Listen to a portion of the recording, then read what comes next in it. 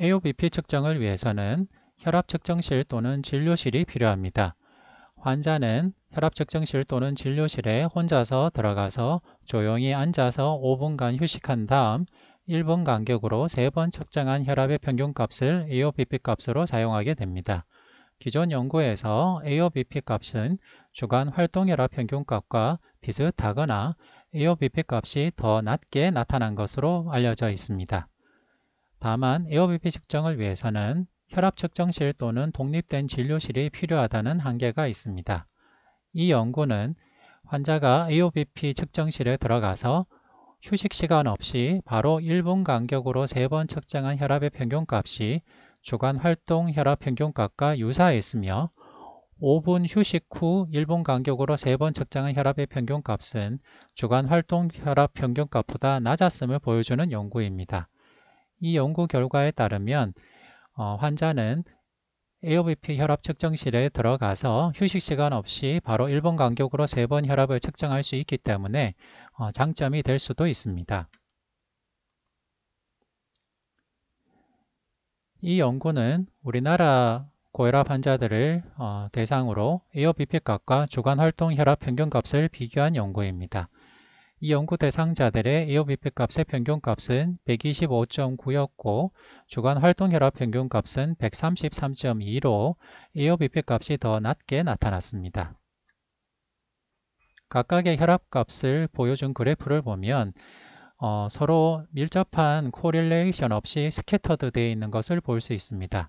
즉, 일정한 정도의 AOBP 값을 보이는 산자들도 주간 활동 혈압 평균값은 상당히 큰 편차로 스캐터드 되어 있는 것을 보여줍니다. 즉, AOBP 값과 주간 활동 혈압 평균값은 밀접한 코릴레이션 없이 상당히 스캐터드 되어 있다는 것을 보여주었고,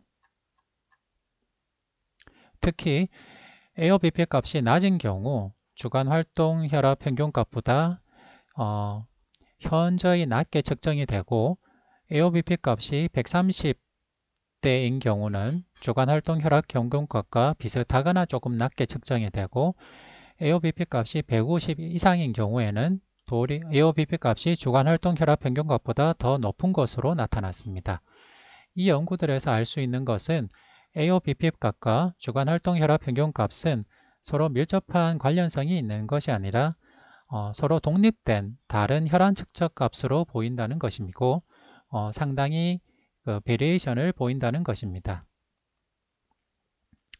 그리고 AOBP 측정에서 중요한 이슈 중에 하나는 AOBP 측정을 할 때 환자가 혼자 있는 조용한 방에 들어가서 자동으로 세팅된 혈압 측정기에서 혈압을 측정하는 경우를 unattended AOBP라고 하고 환자가 혈압을 측정할 때 그 옆에 의사나 의료인, 간호사가 있어서 혈압 측정기를 세팅해 주는 것을 attended AOBP라고 합니다. 어떤 연구에서는 unattended AOBP와 attended AOBP 혈압값이 대체로 비슷하다고 보여준 연구도 있었지만은 대체로 여러 연구들에서는 attended AOBP, 즉 의료인이 동반된 AOBP 값이 unattended AOBP보다 좀 더 높은 것으로 나타났습니다. 그리고 AOBP 값과 가정혈압을 비교한 연구들을 보면 서로 여러 베리에이션들이 있지만은 일반적으로는 AOBP 값과 가정혈압은 유사하거나 AOBP 값이 가정혈압보다 조금 더 낮은 것을 알 수가 있습니다.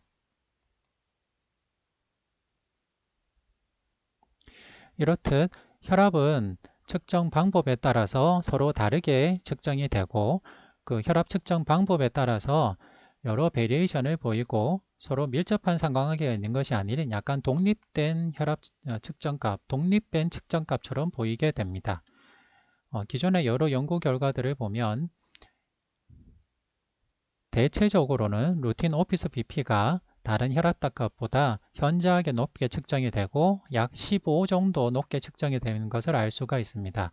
즉, 이 말은 우리가 일반 외래 진료실에서 측정하는 혈압 측정 값은 임상시험에서 아주 잘 세팅되고 잘 프로토콜에 따라서 측정된 혈압 단급, 혈압보다 높게 측정이 되고 많게는 15에서 20까지 우리 오피스 BP가 높게 측정된다는 것을 유념해야 되겠습니다. 그리고 리서치 오피스 BP도 루틴 오피스 BP보다 약 7 정도 낮게 측정이 되고 주간 활동 혈압 평균 값은 루틴 오피스 BP보다 약 10에서 15 정도 낮게 측정이 되고 AOBP 값은 루틴 오피스 BP보다 15 정도 낮게 측정이 되게 됩니다.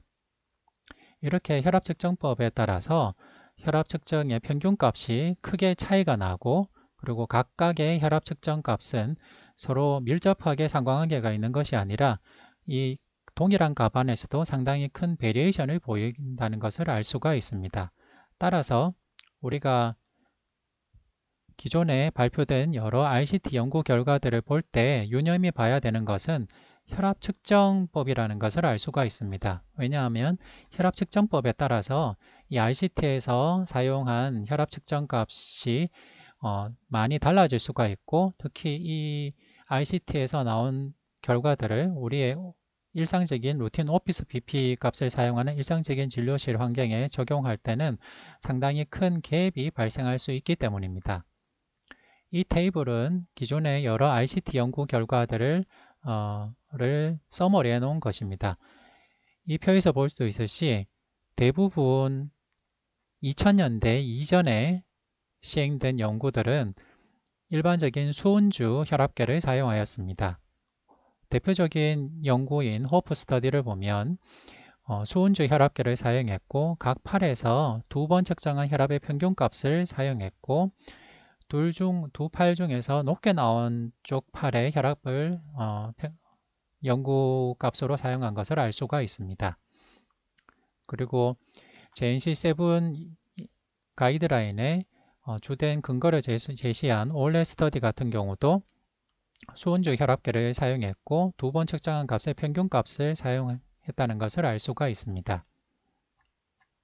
그런데 이 이후에 발표된 여러 연구들, 특히 2000년대 이후에 발표된 연구들을 보면 수은주 혈압계를 사용한 연구도 있지만은 대체로는 자동 혈압계를 사용한 연구들이 점차 늘어나고 있는 것을 알 수가 있고 비교적 근래에 발표된 연구들을 보면 거의 대부분 자동 혈압계를 사용한 연구들임을 알 수가 있습니다. 오코드 BP 연구인 경우에는 자동 혈압계를 사용한 연구이고 3번 측정한 값의 평균값을 사용했습니다. 그리고 호프3 연구도 자동 혈압계 또는 수은주 혈압계를 같이 사용했고 2번 측정한 값의 평균값을 사용했고 측정값 사이에 인터벌은 1분 정도 둔 것을 알 수가 있습니다. 다만 유독 스프린트 연구에서는 주로 unattended, 즉 환자가 혼자 있는 혈압 측정실이나 진료실에 들어가서 자동으로 세팅된 혈압 측정기를 통해서 의료인이 없는 상태에서 혈압을 측정했다는 것을 알 수가 있고 이렇게 unattended AOBP 값이 다른 혈압값보다 좀 더 낮게 측정되는 것을 알 수가 있습니다.